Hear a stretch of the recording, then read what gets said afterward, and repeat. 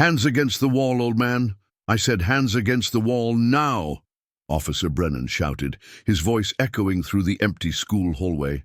Carlos Mendoza, 72, the beloved head janitor at Lincoln Heights High School for over 3 decades, trembled as he was roughly pushed against the wall, his cleaning cart knocked over, supplies scattering across the freshly polished floor.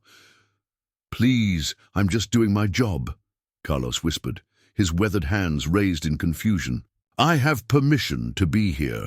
The officer snapped handcuffs around his wrists anyway. "Tell it to the judge. You're under arrest for trespassing and suspected theft. Before we jump back in, tell us where you're tuning in from, and if this story touches you, make sure you're subscribed, because tomorrow I've saved something extra special for you." Carlos Mendoza had spent most of his life in service to others. Born in a small coastal town in Puerto Rico, he had joined the Navy as a young man, serving honorably for 15 years before a knee injury during a training exercise cut his military career short. With a modest disability pension and a need to support his family, Carlos had taken a position as a janitor at Lincoln Heights High School in coastal Virginia, a job that many might have considered beneath a man of his intelligence and capabilities. But Carlos had never seen it that way. To him, maintaining the school was a continuation of his service. He took immense pride in ensuring that the hallways gleamed, the classrooms were immaculate, and the facilities functioned properly. Over 32 years, he'd become an institution within the institution, the steady presence who knew every corner of the building, who had the solution to every maintenance crisis, who remembered every teacher's and student's name, and who often arrived before dawn and left long after everyone else had gone home. Teachers relied on him, students confided in him, principals came and went, but Carlos remained, the quiet cornerstone of the school community. He had put 2 daughters through college on his modest salary, had celebrated the birth of 5 grandchildren, and had buried his beloved wife, Maria, just 6 months ago. Since her passing, Carlos had thrown himself even more deeply into his work, finding solace in the familiar routines and the sense of purpose that came from being needed. That Friday evening, Carlos had stayed late as he often did, performing a deep cleaning of the science labs before the regional science fair that would be hosted at the school the following week. The building was largely empty, with only a few teachers working late in their classrooms, and the new assistant principal, Veronica Harlow, completing paperwork in the administrative office. Harlow had arrived just 2 months earlier, an ambitious young administrator with an aggressive agenda for modernizing the school's operations. Among her first targets had been what she called budget inefficiencies, and she had made no secret of her belief that the janitorial staff was overpaid and underworked. She had already reduced the cleaning staff from 6 to 4, increasing everyone's workload substantially. Carlos had heard through the grapevine that she was pushing to outsource the entire janitorial department to a private contractor that employed younger workers at lower wages. As Carlos methodically cleaned the chemistry lab, carefully removing stubborn stains from lab tables and ensuring that the emergency shower and eye wash station were functioning properly, he noticed a small cardboard box tucked behind one of the supply cabinets. Opening it, he discovered a brand new digital microscope, still in its packaging, along with a receipt showing it had been purchased with school funds for the upcoming science fair. Someone had clearly set it aside for safekeeping and then forgotten about it, knowing how expensive the equipment was and concerned it might be stolen if left unsecured over the weekend. Carlos decided to lock it in the janitor's storage room until Monday morning, when he could turn it over to the science department chair. He carefully placed the microscope in his cleaning cart and continued with his work, moving on to the biology lab across the hall. He didn't notice Assistant Principal Harlow watching him from the darkened classroom doorway, her eyes narrowing as she saw him place the box in his cart. She didn't approach him or ask what he was doing. Instead, she retreated to her office and made a phone call to the local police department. "Yes, this is Assistant Principal Harlow at Lincoln Heights High.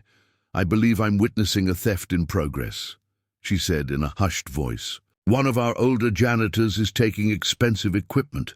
I've had suspicions about him for weeks.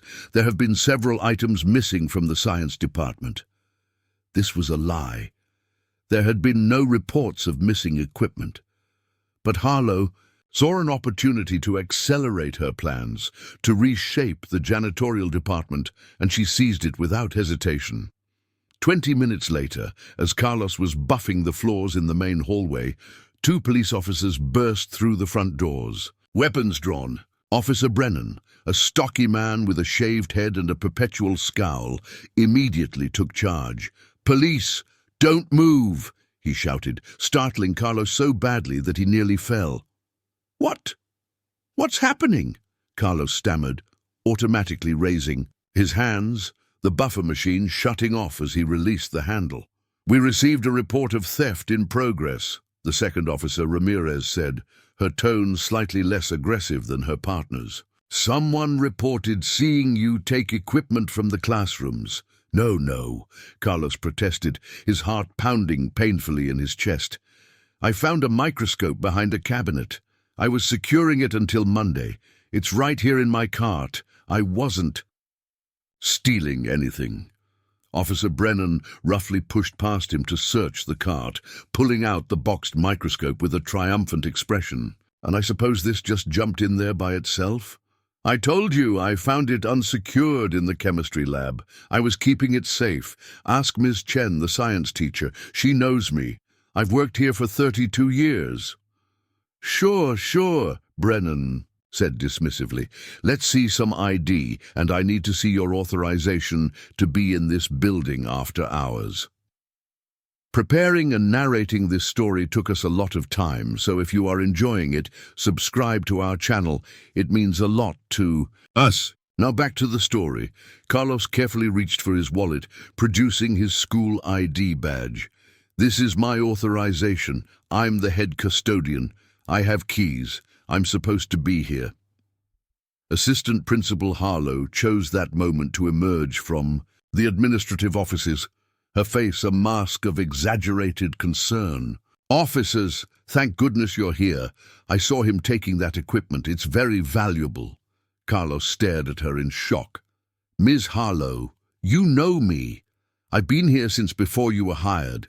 I was securing the microscope, not stealing it." Harlow avoided meeting his eyes. "All I know is that I saw you putting school property in your cart, and there have been other items missing recently." Another lie, told with disturbing ease. "What missing items?" Carlos asked, bewildered. "Nobody has reported anything missing. I would know. The teachers always come to me first when they can't find something." Hands against the wall, old. "Man!" Officer Brennan barked, losing patience with the conversation. When Carlos hesitated, trying to process what was happening, Brennan grabbed him by the shoulder and roughly pushed him against the wall. Carlos's cleaning cart toppled over, sending supplies scattering across the freshly polished floor, the floor he had just spent an hour perfecting.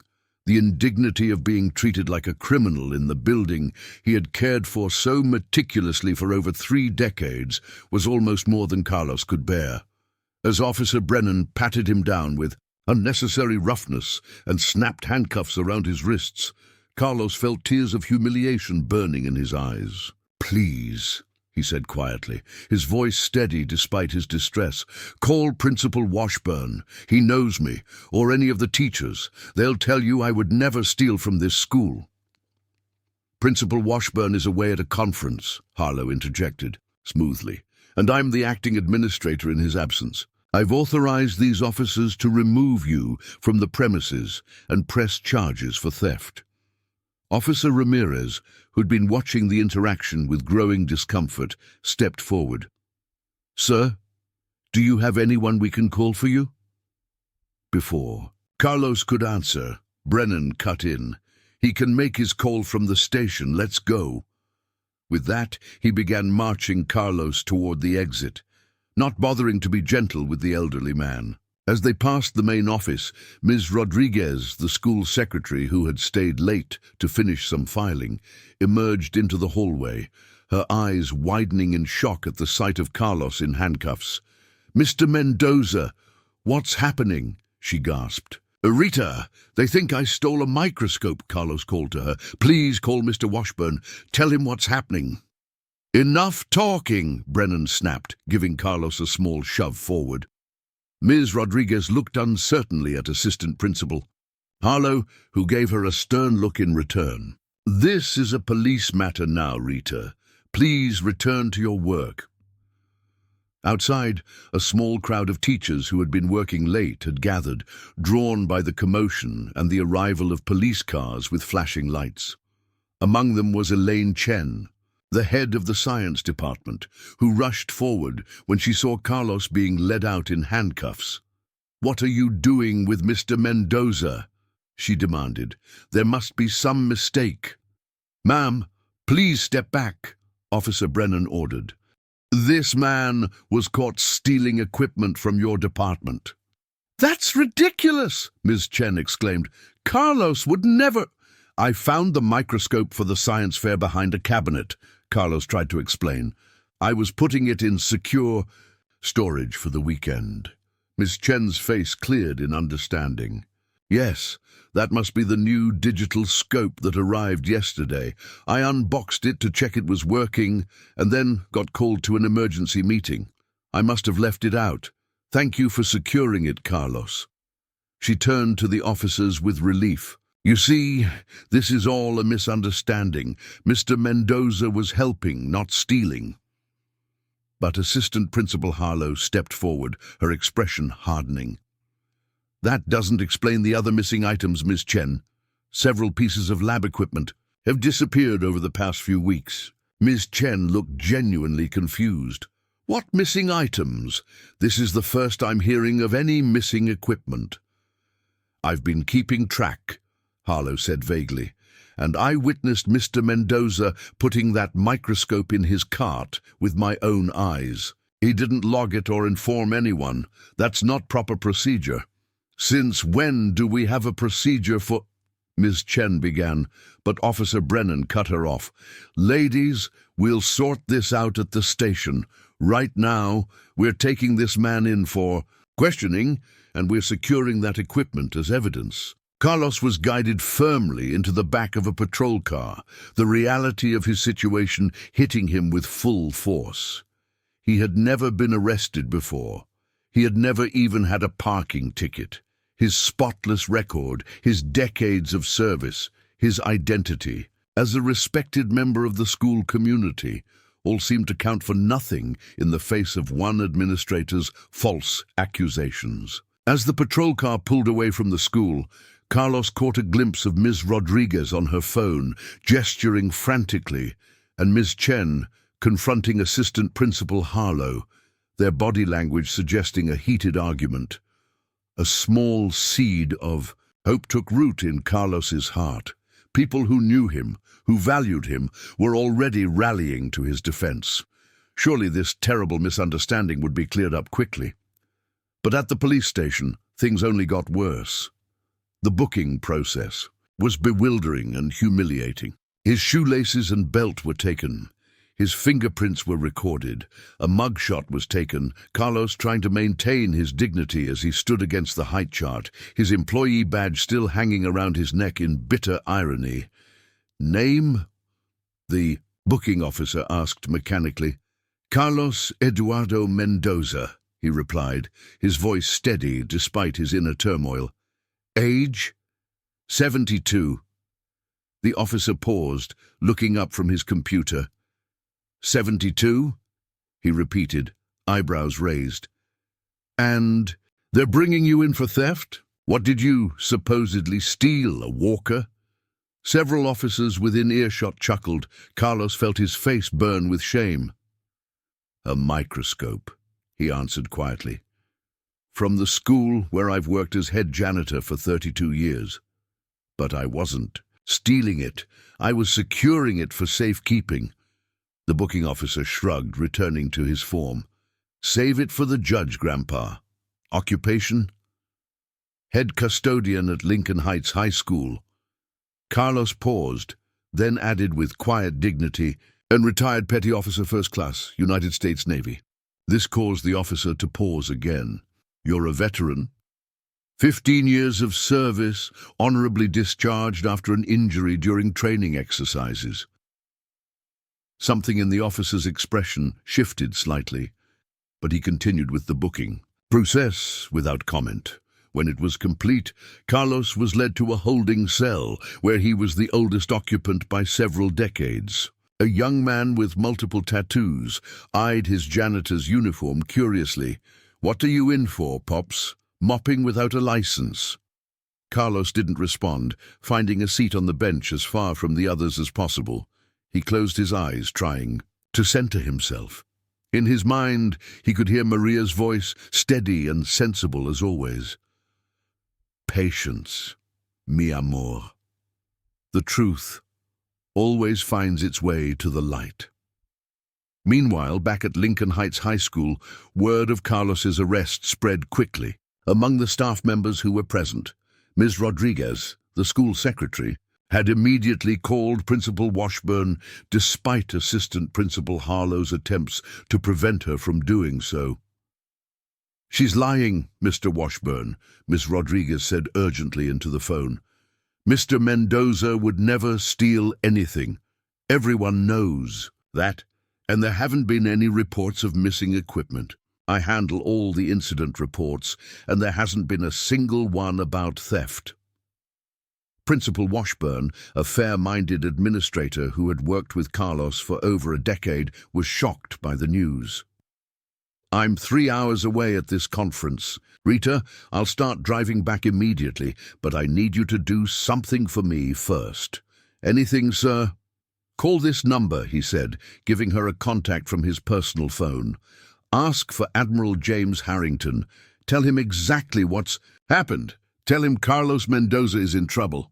Ms. Rodriguez was puzzled by the request, but didn't question it. "Admiral? As in Navy Admiral?" "Yes. Carlos served under him years ago. They've remained close. The Admiral lives in the area now that he's retired. He'll want to know about this." Across town, in an elegant home overlooking the Chesapeake Bay, Rear Admiral James Harrington, Ret, was enjoying a quiet evening with his wife when his phone rang. At 68, Harrington remained an imposing figure, tall, straight-backed, with a full head of silver hair and piercing blue eyes that had lost none of their intensity since his days commanding a destroyer group in the Pacific Fleet.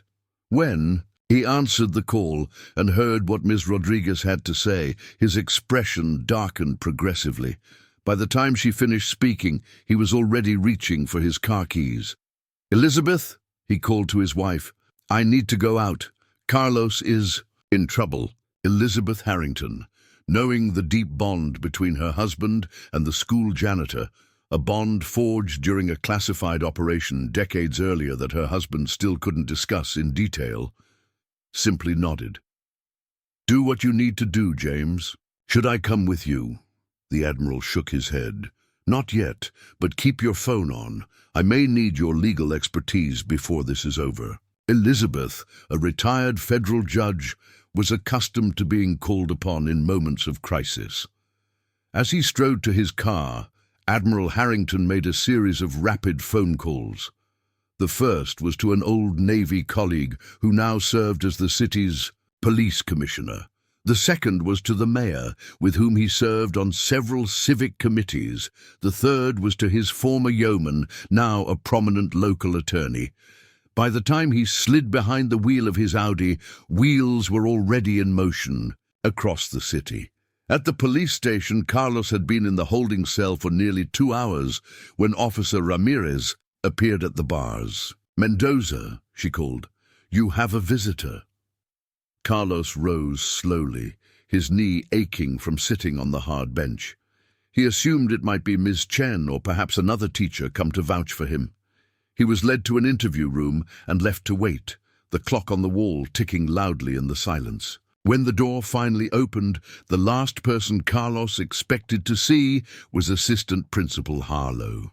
Yet there she stood, her earlier confidence somewhat diminished, a nervous energy about her that hadn't been present before. "Mr. Mendoza," she began, taking the seat across from him. "I think we may have had a misunderstanding earlier." Carlos regarded her silently, waiting. "It seems that Ms. Chen has confirmed your story about the microscope," Harlow continued, not quite meeting his eyes, and Principal Washburn called to express his concern about the situation. "You lied," Carlos said simply. "You told the police there were other missing items. There weren't any." Harlow's cheeks flushed. "I had reports," she began, but Carlos cut her off. "No, you didn't. Ms. Rodriguez handles all incident reports. There were none about theft. You made it up because you want to outsource our jobs. You saw an opportunity to get rid of me." Harlow's flush deepened. "That's not. I was just doing my duty to protect school property." "By falsely accusing a man who has dedicated half his life to that school?" Carlos shook his head. "That was not duty, Miss Harlow. That was ambition at the expense of truth." Before Harlow could respond, the door opened again, and a police sergeant entered, looking distinctly uncomfortable. "Miss Harlow, I need to speak with you outside." When they had gone, Carlos sat alone again, puzzled by the strange interaction. Something had clearly changed, but he wasn't sure what. 10 minutes passed, then 15. Finally, the door opened once more, and Officer Ramirez entered. "Mr. Mendoza, you're free to go," she said, not unkindly. "The charges have been dropped. I'm here to return your personal effects." Carlos stood slowly. "Just like that?" Officer Ramirez had the grace to look embarrassed. "Yes, sir. It seems there was a misunderstanding. If you'll follow me, I'll process your release." As Carlos followed her back to the booking area, he noticed an unusual level of activity in the station. Officers were straightening their uniforms, senior personnel had suddenly appeared, and there was a palpable tension in the air that hadn't been present before. He soon understood why. As he entered the main lobby after collecting his shoelaces, belt and wallet, he saw a tall, silver-haired man in an impeccable navy blue suit standing by the front desk, radiating authority. Several police officials, including the chief himself, hovered nearby, looking anxious. "Carlos," the man said, warmly, stepping forward with an outstretched hand. "Admiral Harrington," Carlos replied, genuine surprise in his voice. "What are you doing here?" The Admiral clasped his hand firmly. "Helping an old shipmate navigate troubled waters," he said with a small smile. Then, more quietly, "Principal," Washburn called. "Rita filled me in. Are you all right?" "I am now," Carlos said, straightness returning to his shoulders in the presence of his former commanding officer. Admiral Harrington turned to address the police chief, his voice carrying the unmistakable tone of command that had once directed naval operations across the Pacific. "Chief Donovan, I believe we need to discuss what happened here tonight. Perhaps your office would be appropriate for that conversation?" The police chief, a stocky man with salt and pepper hair who had risen through the ranks over 25 years, nodded quickly. "Of course, Admiral. Right this way." He gestured toward a corridor leading deeper into the station. The Admiral placed a hand on Carlos's shoulder. "Will you join us, old friend? I think your perspective is essential to this discussion." Carlos hesitated, glancing down at his janitor's uniform, still slightly rumpled from his time in the holding cell. "Perhaps I should wait out here, sir." "Nonsense," Harrington replied firmly. "You're the wronged party here. Your voice matters. Most." As they walked through the station, Carlos noticed how officers snapped to attention as the Admiral passed, some even offering subtle salutes, despite Harrington being in civilian clothes. The power of presence, Carlos thought. The Admiral had always had it, that indefinable quality that made people straighten their spines and raise their chins without being ordered to do so. In the chief's office, they found Assistant Principal Harlow seated in a chair against the wall, looking distinctly uncomfortable. Officer Brennan stood rigidly beside the chief's desk, his earlier swagger notably absent. A woman in a sharp business suit, whom Carlos didn't recognize, was reviewing documents at the corner of the desk. "Mr. Mendoza," Chief Donovan began, his tone conciliatory. "On behalf of the department, I want to express our sincere apologies for what happened tonight. It appears there was a significant misunderstanding." "A misunderstanding," the Admiral repeated, his voice dangerously quiet. "Is that what we're calling false accusations and wrongful arrest these days, Chief?" The woman in the business suit looked up. "Legally speaking, Admiral, we're looking at potential false reporting, police misconduct, age discrimination, and possibly civil rights violations." She extended her hand to Carlos. "Catherine Park, Mr. Mendoza. I'm the city attorney. The mayor asked me to come down personally when he heard what happened." Carlos shook her hand, feeling increasingly as though he had stepped into some alternate reality. The mayor was involved now. "Here's what we know," Park continued crisply. "Assistant Principal Harlow reported a theft that didn't occur. She falsely claimed there were previous thefts to escalate the response. Officer Brennan used excessive force in arresting a 72-year-old man with no criminal record and a documented disability who offered no resistance. The school's science department head has provided a statement confirming Mr. Mendoza's account of securing equipment, not stealing it, and multiple staff members have come forward to state that Ms. Harlow has been openly discussing plans to terminate older janitorial staff, specifically mentioning Mr. Mendoza by name in several instances." Harlow shifted uncomfortably in her chair. "I never said I wanted to fire anyone specifically. I was just looking at departmental efficiencies." "By fabricating criminal charges?" Admiral Harrington interrupted, his tone arctic. "That goes well beyond administrative restructuring, Ms. Harlow." Chief Donovan cleared his throat. "Ms. Harlow has admitted to Officer Ramirez that she may have overstated the situation when she called in the report." "Overstated?" Carlos spoke up for the first time, his quiet dignity filling the room. "You claimed I was stealing from the school I have served faithfully for 32 years. You lied about previous thefts. You watched while I was handcuffed and humiliated in front of my colleagues. That isn't overstating, Ms. Harlow. That is malice." Harlow's face flushed deeply. "I genuinely thought—" "No," Carlos cut her off firmly. "You didn't think I was stealing. You saw an opportunity to remove an obstacle to your plans. I'm the head custodian, the union representative, the one who would fight hardest against outsourcing our jobs to minimum wage contractors. You couldn't fire me easily, so you tried to have me arrested instead." The room fell silent as the truth of his words settled over everyone present. Officer Brennan shifted his weight nervously from one foot to the other. "Officer," the Admiral addressed him directly, "I'm curious about your use of force this evening. In your training, what is the protocol for arresting an elderly man with no criminal record who is not fleeing or resisting?" Brennan swallowed hard. "Sir, I followed standard procedure." "Did you?" Harrington raised an eyebrow. "Because I've reviewed the security footage from the school hallway. The cameras captured everything. Your language, your physical handling of Mr. Mendoza, your refusal to listen to witness statements at the scene. None of that aligns with departmental policy on proportional response or proper procedure." Chief Donovan's expression darkened. "You've seen the footage?"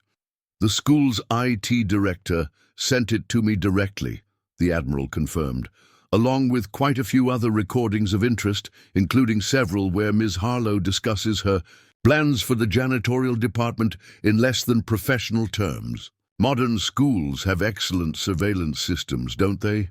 The city attorney made a note on her legal pad. I'll need copies of all that footage, Admiral. Of course, he nodded. My assistant has already compiled everything and can provide it to your office immediately. Carlos watched this exchange with growing amazement. In the span of a few hours, the Admiral had apparently mobilized a small army of supporters and gathered substantial evidence. The efficiency was remarkable, though not surprising to anyone who had served under James Harrington. What happens now? Carlos asked quietly. Catherine Park turned to him with a serious expression. That's largely up to you, Mr. Mendoza. The city is prepared to offer a formal apology and a settlement for the wrongful arrest and the emotional distress you've suffered. Officer Brennan will face disciplinary review. As for Ms. Harlow's actions, that's a matter for the school board. But I understand they're convening an emergency session tomorrow morning. Carlos considered this information carefully. The offer of a settlement was tempting. His modest pension and salary left little room for extras, and Maria's medical bills before her passing had depleted much of their savings. But there was something more important at stake. I don't want money, he said finally. What I want is to ensure nothing like this happens to anyone else at Lincoln Heights. I want guarantees that the janitorial staff's positions are secure. And I want mandatory training for the police department on interacting with elderly citizens and school employees. The Admiral smiled slightly, a glint of pride in his eyes. Always thinking of others first, Carlos. Some things never change. Chief Donovan looked relieved at the lack of financial demands. The training can certainly be arranged. In fact, I think it's overdue. The city attorney was making notes again. The school board would need to address the job security issue, but the mayor can certainly express his strong recommendation. Assistant Principal Harlow, who had been silent for some time, suddenly spoke up. Does this mean I'm going to lose my job? Her voice had lost its earlier authority, now small and uncertain. All eyes turned to her, but it was Carlos who answered. That's not for me to decide, Ms. Harlow. But I would suggest that in the future, you consider the human cost of your efficiency measures. A school is not just a budget spreadsheet, it's a community. The meeting continued for another hour, with details being hammered out and statements taken. Throughout it all, Carlos maintained his composure, answering questions thoughtfully and without rancor. When they finally emerged from the chief's office, several teachers from Lincoln Heights were waiting in the station lobby, including Ms. Chen and Ms. Rodriguez.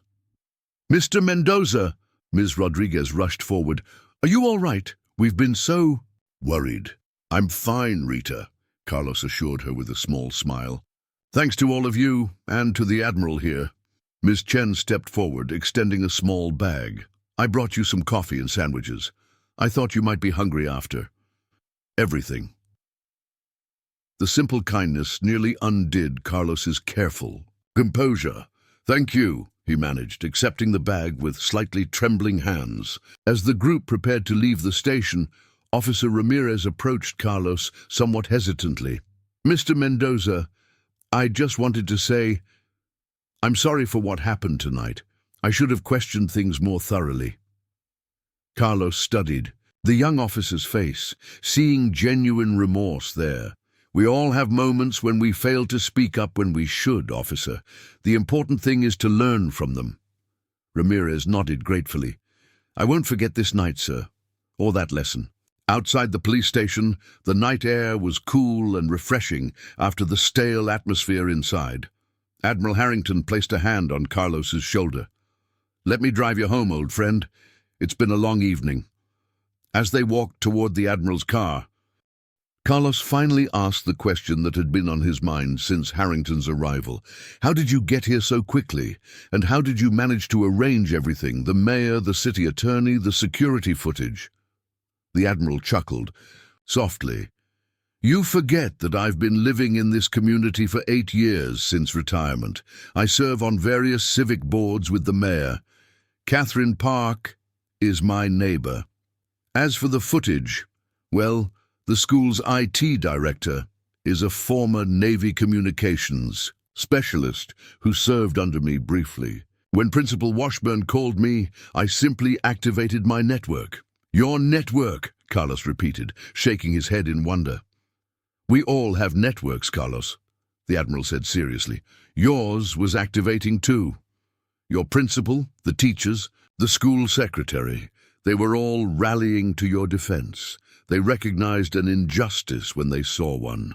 In the car, as they drove through the quiet streets toward Carlos's modest home, the Admiral grew more contemplative. You know, many people wondered why I maintained such a close friendship with the school janitor after I retired. The questions were never asked directly, of course, but I could see them in people's eyes at social functions when I'd mention you. Carlos smiled faintly. I imagined as much. A rear admiral and a janitor. Not the most obvious of friendships. Those people never knew what I know, Harrington continued, his voice low and intense. They never knew about that night in the South China Sea. They never knew that the just a janitor saved 37 lives, including mine, during an operation that remains classified to this day. They never saw your courage under fire, your leadership when chaos erupted, your unflinching dedication to your fellow sailors. That was a lifetime ago, James, Carlos said softly, using the Admiral's first name as he rarely did. Was it? Harrington glanced at him. Because I saw the same qualities in you tonight, the same dignity under pressure, the same concern for others above yourself. You haven't changed, Carlos. You've just been cleaning schools instead of serving. On warships. They fell silent for a while, each man lost in memories of younger days and distant seas. Finally, as they approached Carlos's neighborhood, the Admiral spoke again. What will you do now? You could retire, you know. Between your Navy pension and what the school district will offer to avoid a lawsuit, you could live comfortably. Carlos considered the question seriously. Retirement had crossed his mind occasionally since Maria's passing. Their modest house was paid off. His needs were simple. His daughters were established in their own careers, one as a nurse and the other as an engineer, achievements that filled him with immeasurable pride. I don't think I'm ready for retirement just yet, he said finally. The school needs me, the children need me. He paused, then added with a small smile, and I need them. Since Maria, well, the school has been my anchor. The Admiral nodded, in understanding. Then you'll go back, but things will be different now, I think. Different how? People saw what happened tonight, Carlos. Word spreads quickly. By Monday morning, everyone at Lincoln Heights will know how you were treated and how you responded, with dignity, with forgiveness, with principle. That kind of example changes people, changes institutions. As they pulled up in front of Carlos's small, well-maintained bungalow, the Admiral put the car in park, but made no move to get out. There's something else I've been meaning to discuss with you, he said, suddenly seeming slightly hesitant, which was unusual for him. Elizabeth and I have been talking. Our foundation, the one we established for veteran support, is expanding its educational initiatives. We're looking for someone to direct a new program focused on creating career pathways for veterans in educational settings, maintenance, administration, teaching, counseling, helping those who served find new ways to continue serving. Carlos turned to look at his old commander, beginning to understand where this was going. The position would be part-time initially, Harrington continued, 3 days a week. It would allow you to maintain your role at the school if you wish, or to transition fully to the foundation eventually. The salary would be substantial. More importantly, you'd be helping to shape opportunities for veterans across the state. For a moment, Carlos was speechless. Admiral, I don't have the qualifications for such a position. I'm a janitor with a high school diploma and some Navy training from decades ago. Harrington fixed him with the penetrating gaze that had once assessed battle readiness across a destroyer fleet. You have exactly the qualifications we need, Carlos. 32 years of working in an educational environment, 15 years of military service, an intimate understanding of the challenges veterans face in civilian transition, and something more valuable than any degree, moral authority. After tonight, no one who hears your story will question your integrity or your commitment to service. Carlos stared out at his small front yard, where Maria's rose bushes were still flourishing under his careful tending. She would have urged him to accept, he knew. She had always believed he was capable of more than he himself thought possible. I'll consider it seriously, he promised. But right now, I think I need some rest. It's been quite an evening. The Admiral nodded, reaching over to squeeze Carlos's shoulder firmly. Of course. We'll talk more tomorrow. Elizabeth is planning Sunday dinner and expects you to join us. No arguments. Carlos smiled, knowing better than to refuse an invitation that was phrased as an order. Yes, sir. As he climbed the 3 steps to his front porch, Carlos heard the Admiral call out to him. Carlos, one more thing. He turned. Sir? The next time someone asks what you do for a living, I want you to give them your full title. Carlos looked puzzled. Head custodian? The Admiral shook his head. Petty Officer First Class Carlos, Eduardo Mendoza, United States Navy, retired. Environmental Services Director, Lincoln Heights High School. And soon, perhaps, Program Director, Harrington Veterans in Education Initiative. He smiled slightly. It's a mouthful, I grant you. But titles matter. They tell the world who we are and what we value. With that, he raised his hand in a small salute, which Carlos returned automatically, muscle memory from decades earlier taking over. Then the Admiral drove away, leaving Carlos standing on his porch, keys in hand, mind reeling from the events of the evening and the possibilities that had suddenly opened before him. Inside his small, meticulously maintained home, Carlos moved. Through his evening routine mechanically, his thoughts elsewhere. He showered away the holding cell's lingering scent, made himself a cup of the chamomile tea Maria had always insisted helped with stress, and settled into his worn recliner in the living room. On the side table beside him sat a framed photograph of a much younger Carlos in his Navy uniform, standing proudly beside an equally young Lieutenant Commander, James Harrington. Their faces were solemn in the official photograph, but their eyes held the particular bond that forms between men who have faced danger together and emerged on the other side. Carlos picked up the photo, studying it in the soft lamplight. So many years had passed, so many different paths taken. Yet here they were, their lives intersecting again at a critical moment, the bonds of loyalty and respect undiminished by time or circumstance. He set the photo down and leaned back in his chair, closing his eyes.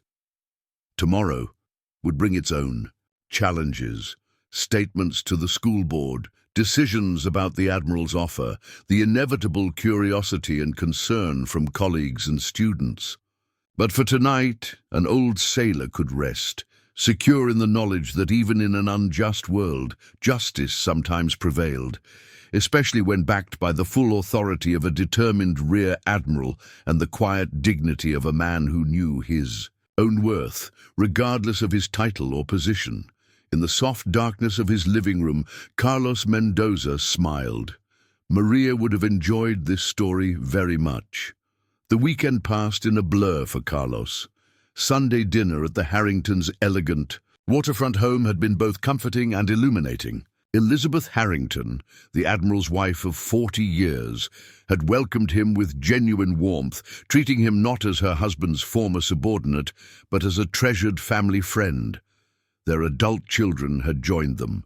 Jonathan, a corporate, attorney, and Sophia, a pediatric surgeon, both treating Carlos with the easy familiarity of someone who had been part of their lives since childhood. Over a meal that far surpassed Carlos's usual Sunday fare of simple rice and beans, the conversation had flowed naturally between light-hearted reminiscences and serious discussions of the Admiral's Foundation proposal.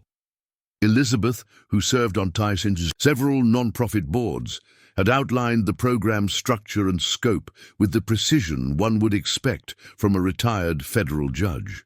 The initiative needs someone who understands both worlds intimately, she had explained, passing Carlos a basket of fresh bread. Military service and educational environments, someone who can speak authentically to veterans about the rewards and challenges of working in schools. And someone schools will respect when we advocate for hiring more veterans, the Admiral had added. Your decades at Lincoln Heights give you credibility that neither Elizabeth nor I could match. By the time dessert was served, a flan that reminded Carlos poignantly of Maria's recipe, he had found himself warming to the idea, though still harboring doubts about his qualifications. I've never directed anything larger than a 6-person custodial team, he had admitted, and I've never designed a program from the ground up. Sophia, who had been quiet for much of the conversation, had leaned forward then. Mr. Mendoza, do you remember when I was in high school and volunteered at Lincoln Heights for my community service requirement? Carlos had nodded, recalling the serious teenager who had organized a tutoring program for struggling students. You were the one who found us classroom space when no one else would help, she continued. You rearranged your cleaning schedule to accommodate our after-school sessions. You even built those special bookshelves for our materials on your own time, with your own tools. That program helped 37 students improve their grades significantly. Some of them went on to college, who might not have otherwise. She smiled warmly. That was program development, Mr. Mendoza. You just didn't have the title. The conversation had shifted Carlos's perspective, helping him see his decades of service not as merely maintaining physical spaces, but as actively contributing to an educational mission. By the time the Admiral had driven him home, he had tentatively agreed to visit the Foundation offices the following week to discuss the position further. Now, as Monday morning dawned clear and cool, Carlos rose at his usual early hour, dressing, with particular care in his cleanest uniform. Though Principal Washburn had called the previous evening to assure him he could take a few days off if needed, Carlos had declined. Routine was healing, and he needed the normalcy of his daily responsibilities. As he prepared a simple breakfast, his phone chimed with a text message from his daughter Elena, the nurse. Saw the news, Dad. So proud of how you handled everything. Call me tonight. Love you. The news? Carlos frowned, puzzled. A moment later, his other daughter, Marisa, the engineer, called. Dad, are you okay? Why didn't you tell us what happened? I'm fine, Mika, he assured her, surprised by the concern in her voice. How did you hear about it? It's everywhere, Dad. The local news ran a story last night about discrimination against an elderly veteran at Lincoln Heights. They didn't use your name, but they mentioned a janitor with over 30 years of service being falsely arrested. Then this morning, my co-worker sent me a link to a social media post from one of the teachers at your school that's going viral. It has thousands of shares already. Carlos sank into a kitchen chair, stunned. I had no idea.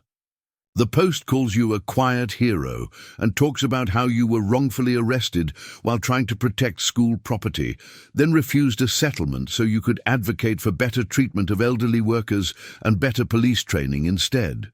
Her voice filled with emotion. Dad, people are calling you an example of dignity and integrity. There's a hashtag trending, Bia Mendoza. After assuring his daughter repeatedly that he was indeed fine and promising to call her that evening. With the full story, Carlos finished his breakfast in a state of bewilderment. He had never sought attention or recognition. The thought of becoming a social media sensation was deeply uncomfortable. When he arrived at Lincoln Heights nearly an hour earlier than usual, he was surprised to find several news vans parked near the entrance. A reporter spotted him as he parked his old Toyota in his usual space, and suddenly a small cluster of journalists was approaching, cameras and microphones at the ready. "Mr. Mendoza, can we get a statement about what happened Friday night?" "Sir, how do you feel about Assistant Principal Harlow's actions?" "Mr. Mendoza, we've heard you turned down a settlement. Can you tell us why?" Carlos froze, utterly unprepared for the onslaught of questions and cameras.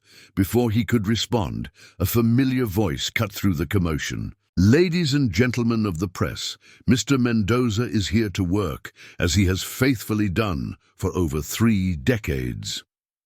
Principal Washburn, a tall, distinguished black man in his 50s, had materialized at Carlos's side, placing a protective hand on his shoulder.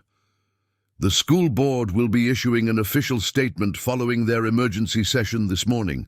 Until then, I must ask you to respect Mr. Mendoza's privacy and the normal operations of our school." With practiced authority, Washburn guided Carlos through the reporters and toward a side entrance, away from the main doors where students would soon be arriving. "I'm sorry about that, Carlos," the principal said once they were inside. "Ms. Rodriguez warned me about the media presence when she arrived. I came as quickly as I could." "Thank you, sir," Carlos replied, still processing the unexpected attention. "I didn't realize this would become such a big story." Washburn gave him a thoughtful look. "In today's world, stories of injustice spread quickly, especially when they're followed by acts of dignity like yours." He paused. "The Admiral called me yesterday, filled me in on everything. I want you to know that the entire administrative team, minus Ms. Harlow, of course, stands behind you completely." "I appreciate that, Mr. Washburn, but I really just want to get back to normal." The principal smiled sadly. "I'm afraid normal might be in short supply for a little while, my friend, but we'll do our best to shield you from the worst of the attention." He glanced at his watch. "The board meeting starts in an hour. They've asked if you would be willing to make a brief statement." Carlos hesitated. "What kind of statement?" "Just your account of what happened, your perspective. It would carry significant weight in their deliberations regarding Miss Harlow's future." Seeing Carlos's reluctance, he added, "You won't be alone.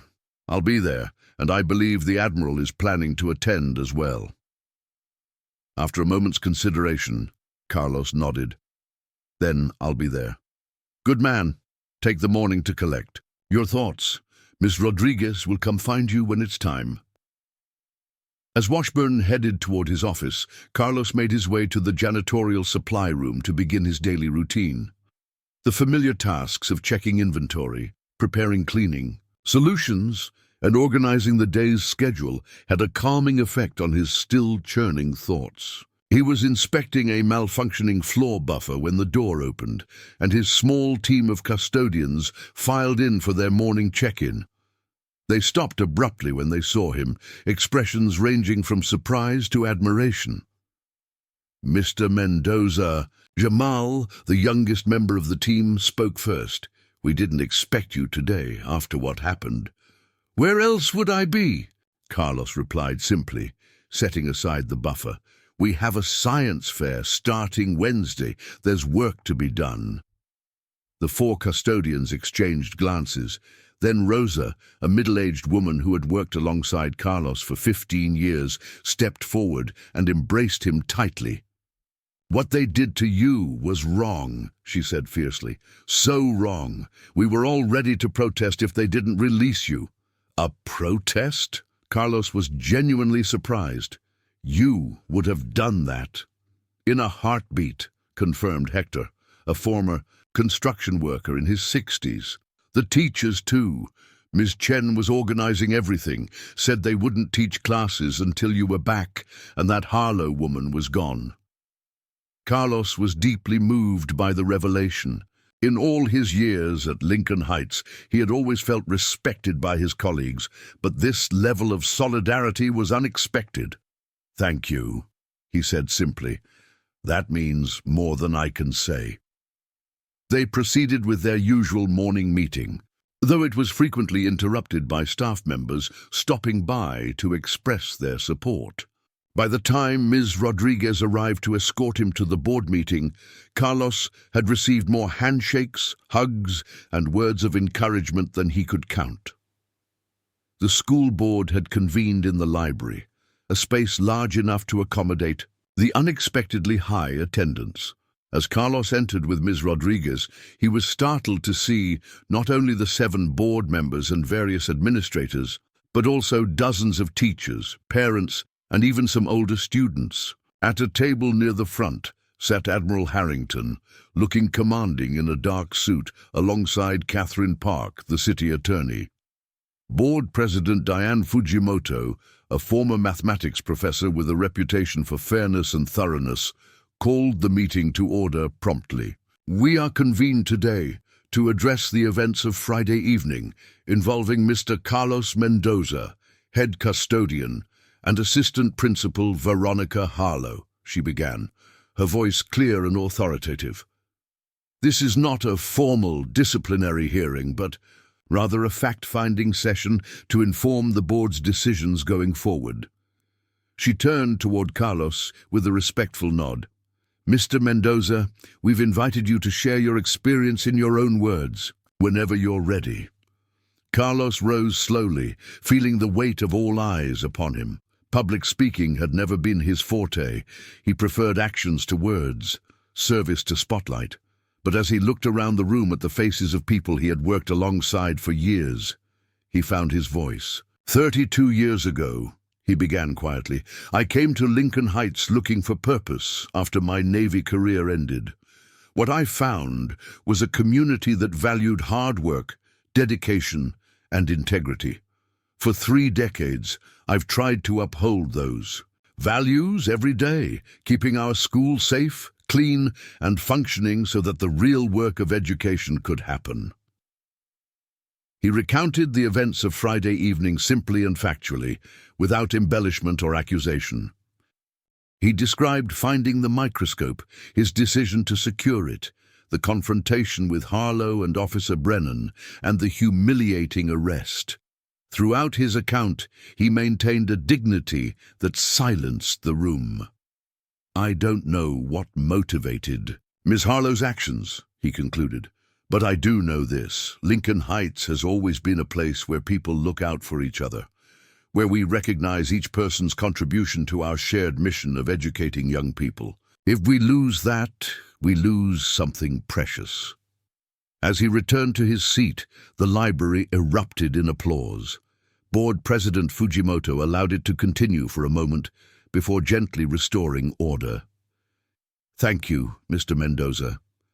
Assistant Principal Harlow was invited to attend, but has chosen instead to submit this letter, which I will now read. The letter was brief and carefully worded, expressing regret for any misunderstanding while stopping short of a full admission of wrongdoing.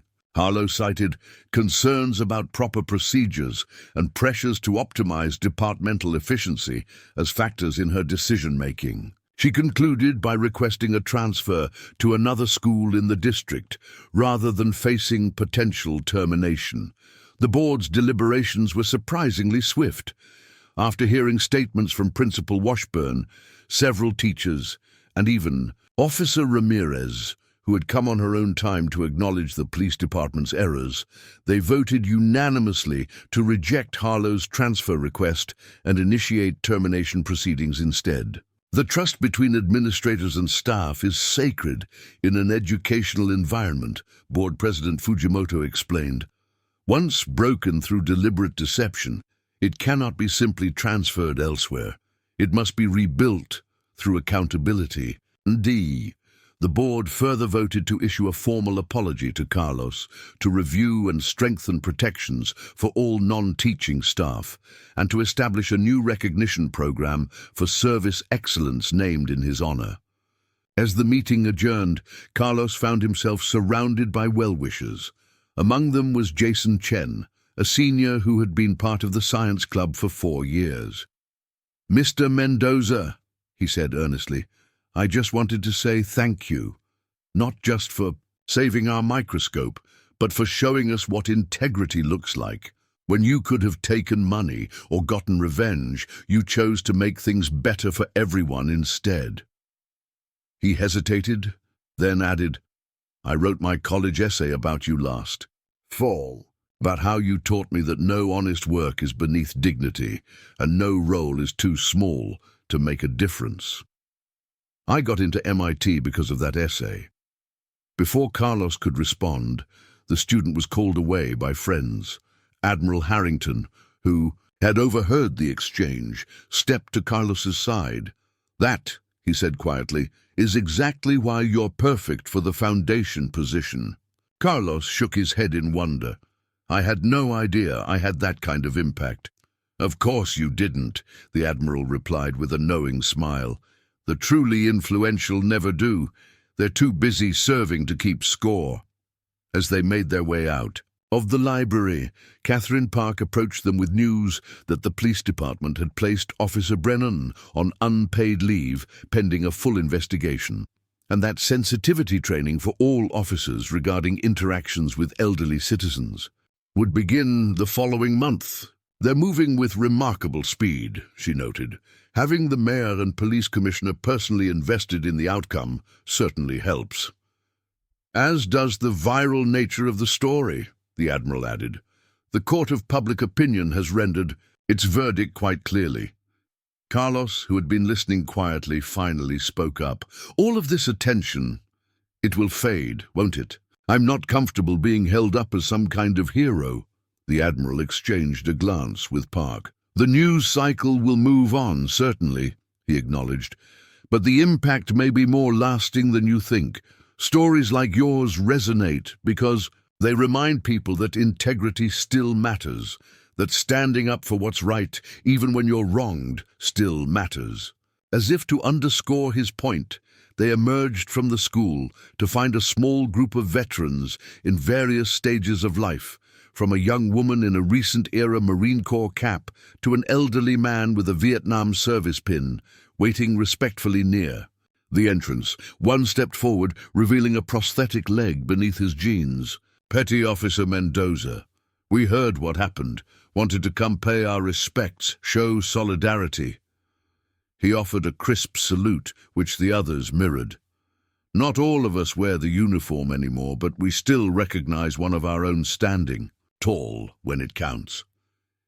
Deeply moved, Carlos returned their salute with military precision that belied his years away from active service. The simple gesture of respect, service member to service member, transcended the differences in their ages, branches, and experiences. In that moment, he wasn't a janitor being recognized, but a veteran acknowledging fellow warriors. The Admiral watched the exchange with approval.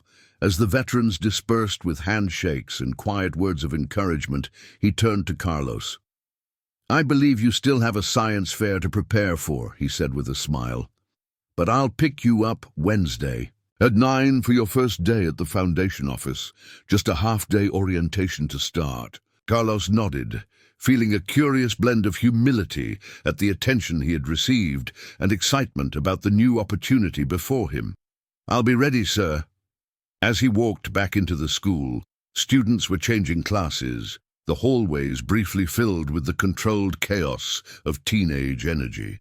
Several nodded to him or called out greetings, more than usual, he noted, though whether from genuine appreciation or simply having seen him on the news, he couldn't tell. Near his supply closet, he found a handmade card taped to the door.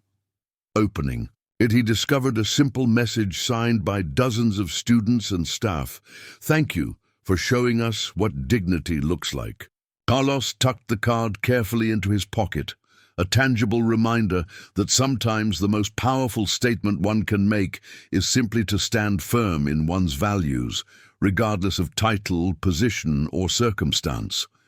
As he gathered his cleaning supplies to begin preparing the gymnasium for the upcoming science fair, he felt a renewed sense of purpose, not just in maintaining the physical space of the school, but in helping shape its moral architecture through example. The mop and bucket in his hands were not merely tools of his trade, but instruments of his commitment to serving others with excellence and integrity.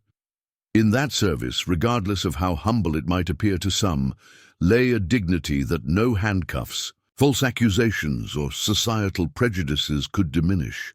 And in that realization, Carlos Mendoza found a peace that transcended the tumult of recent events.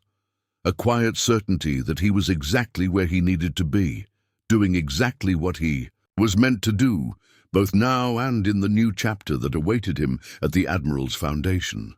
2 months later, Carlos stood at the podium in the Lincoln Heights auditorium, adjusting the microphone with hands that still bore calluses from decades of manual labor. Behind him sat an impressive array of dignitaries: Admiral Harrington and his wife Elizabeth, Mayor Wilson, Superintendent Prescott, and Chief Donovan of the police department. Before him, filling every seat in the large space, were students, teachers, parents, and community members, their faces expectant. "I am not a man of many words," Carlos began, his voice steady despite his nervousness. "For most of my life, I have preferred to let my actions speak for me. But today, I am honored to have this opportunity to speak to you about something important, about dignity, about service, and about the unexpected ways our lives can change course when we remain true to our values."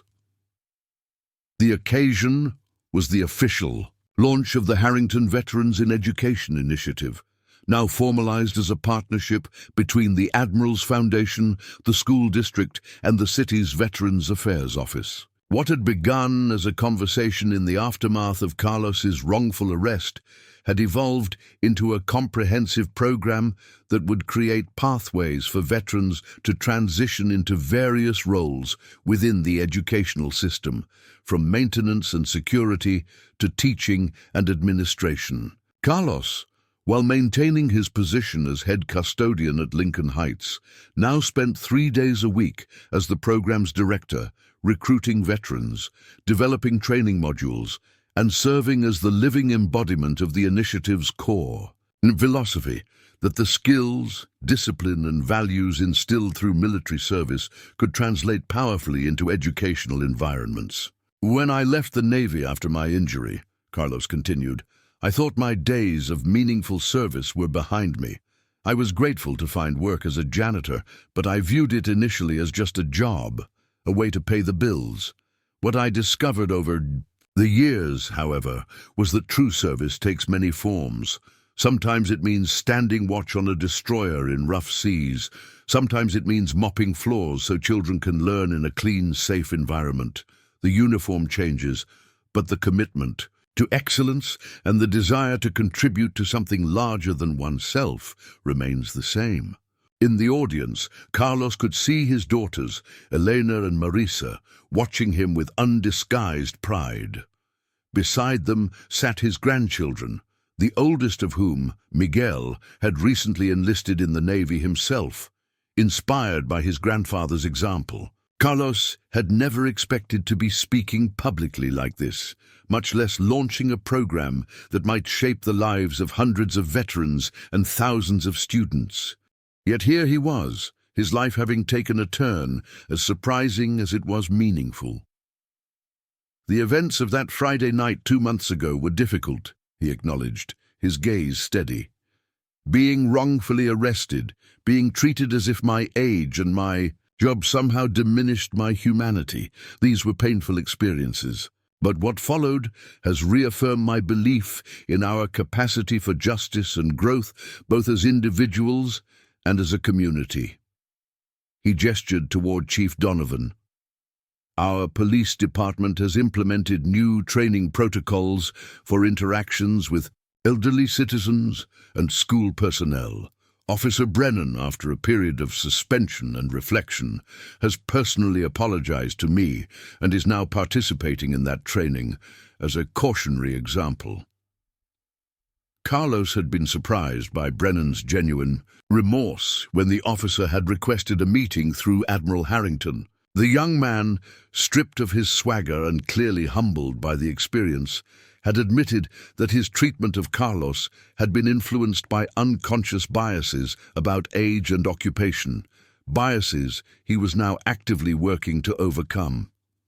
Ms. Harlow, Carlos continued, has also reached out with a written apology that I believe comes from a place of genuine regret.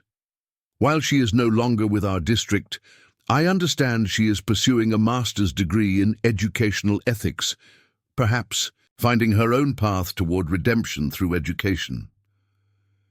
This news had come through Principal Washburn just a week earlier. Carlos had been skeptical at first, but the sincerity of Harlow's letter, far more forthright than her statement to the school board, had convinced him that perhaps she too had found an unexpected turning point in the events of that night. But the most important outcome, Carlos said, his voice warming, is not about consequences for those who made mistakes. It's about the positive changes that have emerged from this situation. This Veterans Initiative will help former service members find new purpose in civilian life while bringing their unique strengths into our schools. The Carlos Mendoza Service Excellence Award will recognize those whose contributions might otherwise go unnoticed.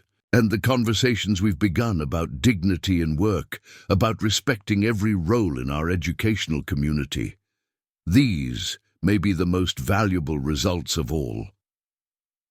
As he spoke these words, Carlos noticed movement at the back of the auditorium. A group of custodians, security guards, cafeteria workers, and maintenance staff from schools across the district were quietly filing in, lining the walls since all seats were taken. They had been invited specifically for this ceremony, their usual behind-the-scenes roles temporarily spotlighted in recognition of their essential contributions. "Look around this room," Carlos urged the audience. "Every person here plays a part in the education of our children. The teachers who inspire, yes, but also the custodians who create safe, clean spaces for learning. The administrators who coordinate, but also the cafeteria workers who nourish bodies so minds can flourish. The counselors who guide, but also the maintenance staff who ensure the lights come on, the water runs, and the building stands strong." He paused, making eye contact with several of his fellow custodial staff members, seeing in their expressions a mix of surprise and gratification at being acknowledged so publicly. When we recognize the dignity inherent in every form of honest work, when we see the person behind the position, we create stronger, more resilient communities. We teach our children not just through formal lessons, but through the examples we set in how we treat one another. From his new vantage point as program director, Carlos had begun to see educational institutions from a broader perspective. He had sat in on board meetings, participated in policy discussions, and witnessed the complex interplay of factors that shaped students' experiences. This expanded view had only deepened his appreciation for the often overlooked roles that kept schools functioning. The veterans who will join our schools through this initiative bring with them a profound understanding of service and teamwork, Carlos continued. They know that on a ship or in a unit, every role is vital to the mission. The highest-ranking officer cannot succeed without the dedication of the newest recruit. This perspective is exactly what our educational system needs, a reminder that we are all, regardless of title or position, essential contributors to the shared mission of preparing young people for their futures. Admiral Harrington, watching from his seat on the stage, nodded slightly in approval. The program had been his idea initially, but Carlos had shaped it in ways the Admiral hadn't anticipated, emphasizing not just the leadership qualities that veterans could bring to schools, but also the deep respect for varied forms of service that military experience instilled. Today, we launch not just a program, but a movement, Carlos said, his voice gaining strength as he approached the conclusion of his speech. A movement to recognize the dignity of all work that contributes to education. A movement to create pathways for veterans to continue their service in new forms. A movement to ensure that every person who walks through the doors of our schools, student, teacher, parent, or staff, is treated with the respect they deserve. He looked out at the sea of faces, still somewhat amazed to find himself in this position. I stand before you today, not just as a janitor, not just as a veteran, but as living proof that when we remain steadfast in our values, even in difficult moments, unexpected doors can open. That when we choose dignity over resentment, service over self-interest, we not only maintain our integrity, we create ripples that can transform our communities. The applause that followed was thunderous, the entire audience rising to their feet in a standing ovation that clearly embarrassed Carlos even as it moved him deeply. As he stepped back from the podium, Admiral Harrington moved forward to announce the official launch of the program and to introduce the first cohort of veterans who would be placed in schools the following semester. While the Admiral spoke, Carlos's mind drifted back to that night in the police station, to the moment when everything had seemed darkest. How could he have imagined then that such positive changes would emerge from that painful experience? That his wrongful arrest would lead not only to justice for himself, but to opportunities for countless other veterans and to a reimagining of how school support staff were valued.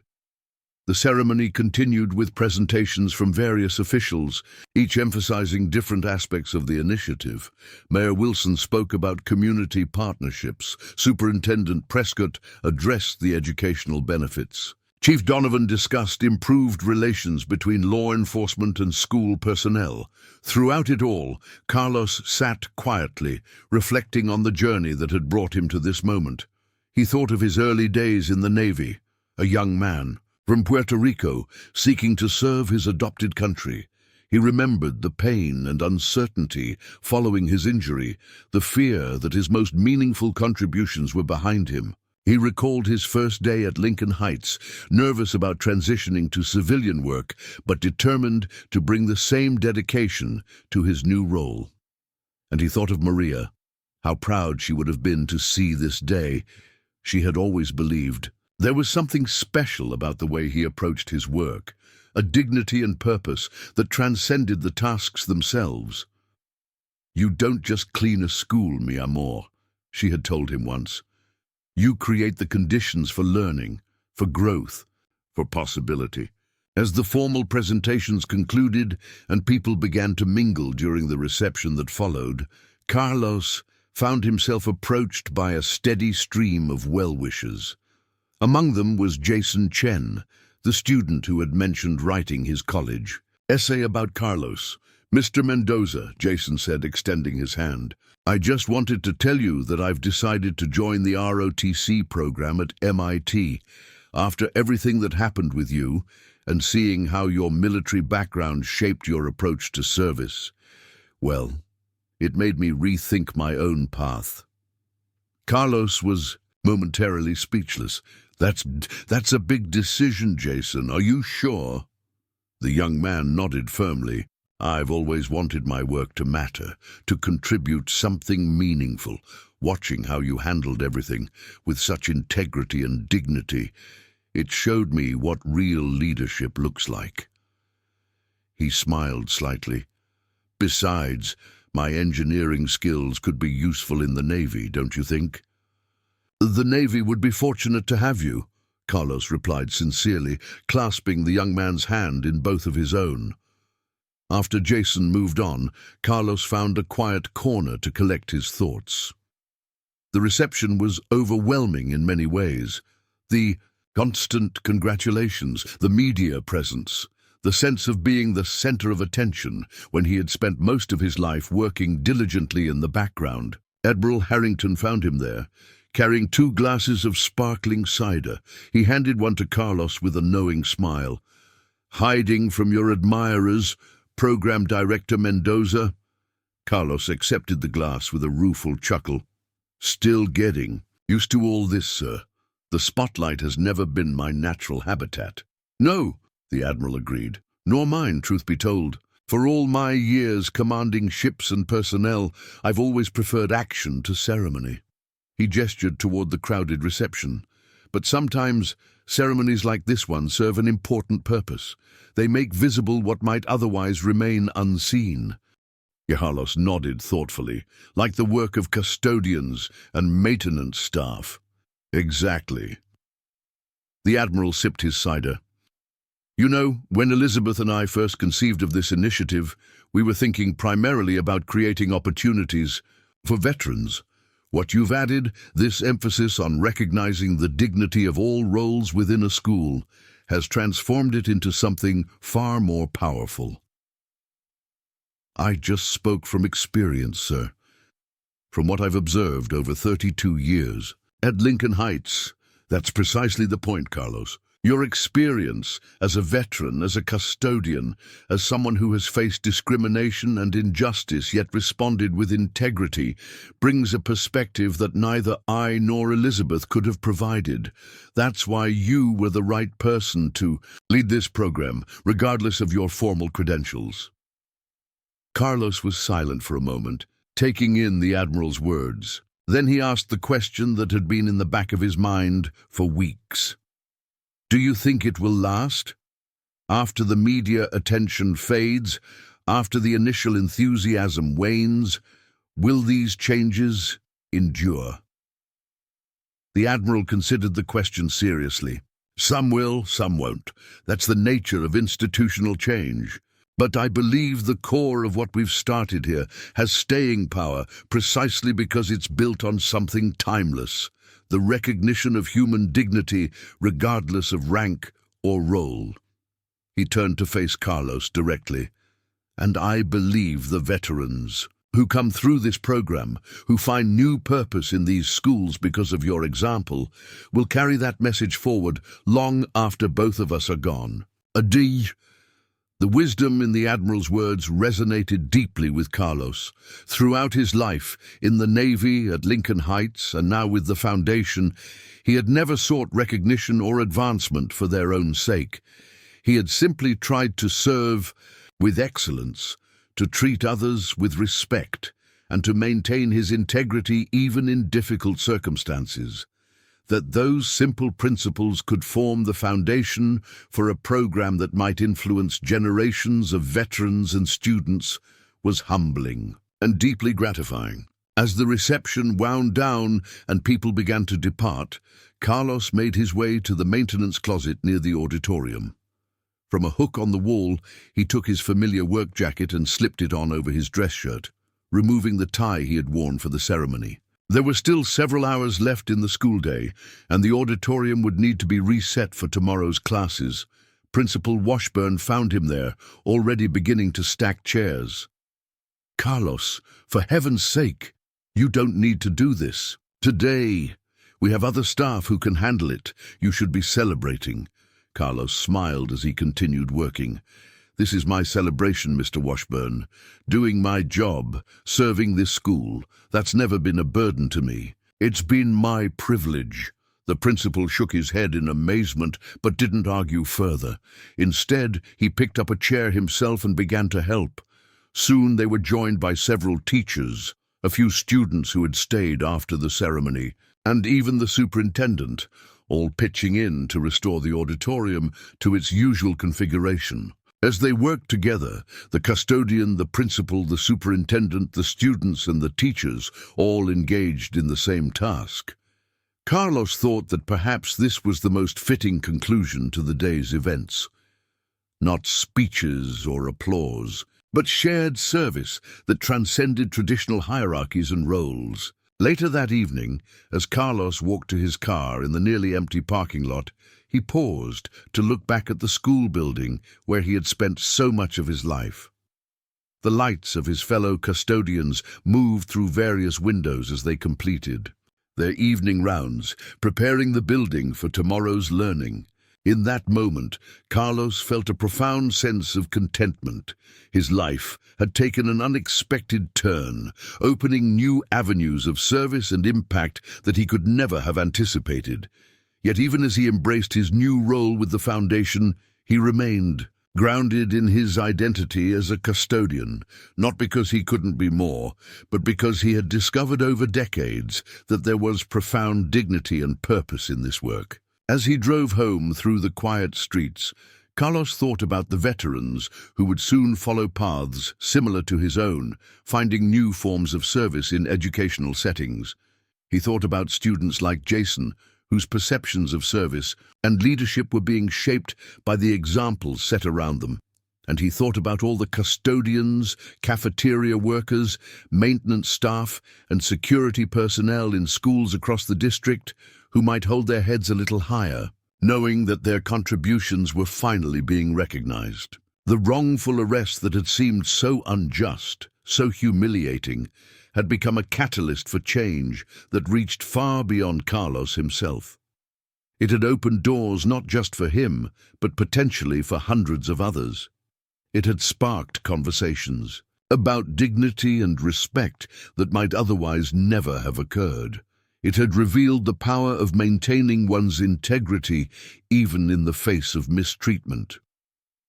As he pulled into his driveway, Carlos noticed a small package on his front porch. Opening it, he found a beautifully framed photograph of himself with Admiral Harrington, not the old Navy photograph he kept beside his bed, but a new one taken at the Foundation offices, both men now older but standing with the same straight-backed dignity they had displayed decades earlier. With it was a note in the Admiral's distinctive handwriting: "To my friend Carlos, whose courage in a moment of injustice has created opportunities for countless others. Some men command by rank, others lead by example. You have always belonged to the latter category, and your influence will outlast us both. With deepest respect, James."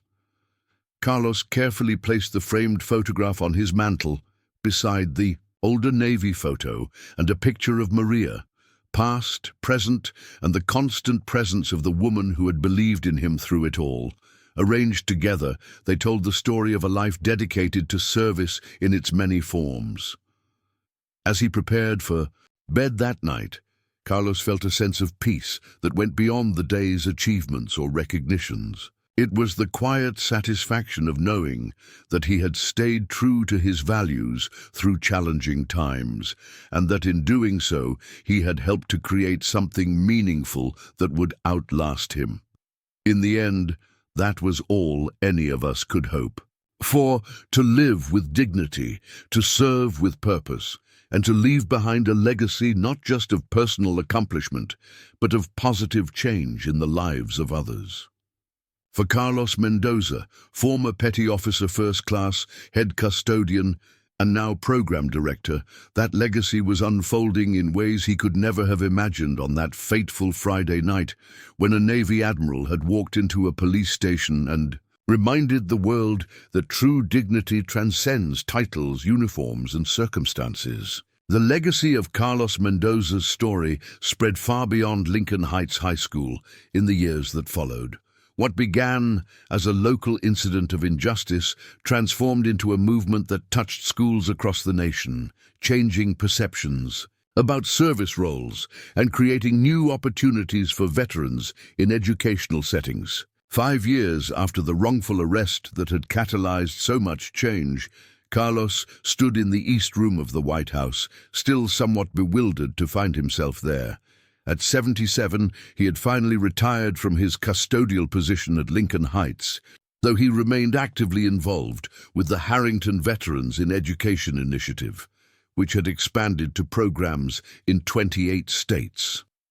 The Presidential Citizens Medal is awarded to individuals who have performed exemplary deeds of service for their country or fellow citizens.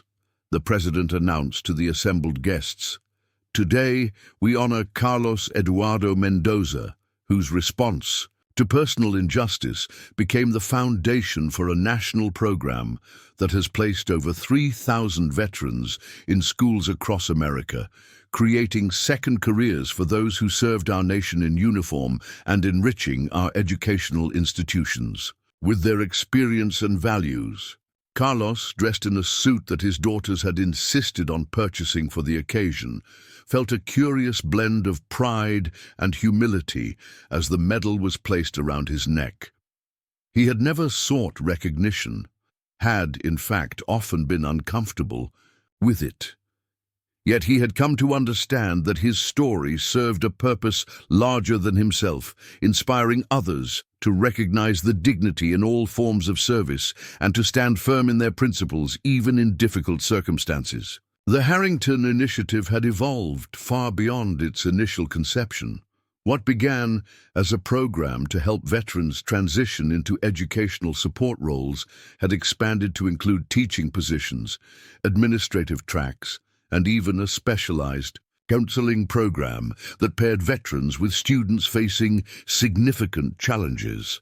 The core philosophy remained the same, that military service instilled values and perspectives that could enrich educational environments in countless ways. Admiral Harrington, now using a cane but still commanding in his presence at 73, watched the ceremony with evident satisfaction. His foundation had become his primary focus in retirement, and the success of the Veterans in Education program had exceeded even his ambitious expectations.